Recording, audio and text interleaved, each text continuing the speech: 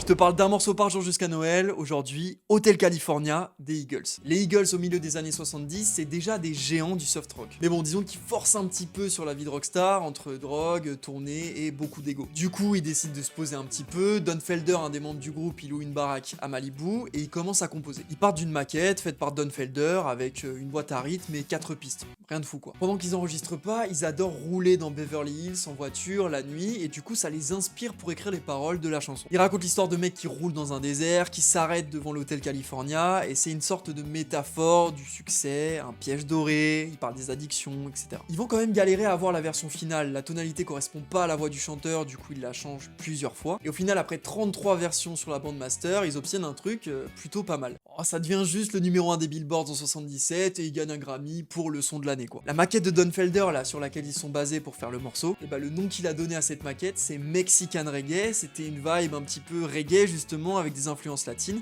pas du tout en lien avec le morceau final. À un moment dans le morceau, il dit cette phrase « They stab it with their steely knives ». Les gens ils se sont enflammés, ils ont cru que c'était une menace à quelqu'un, mais en fait pas du tout, c'était un clin d'œil au groupe Steely Dan, qui leur ont rendu l'appareil dans leur son « Everything You Did » en disant « Turn up the Eagles ». C'est juste des petites private jokes entre groupes, et certaines personnes ont cru à un message satanique carrément. Si Hotel California il est dans ta playlist, bah je t'invite à liker cette vidéo, à la partager, et nous on se voit demain pour une prochaine.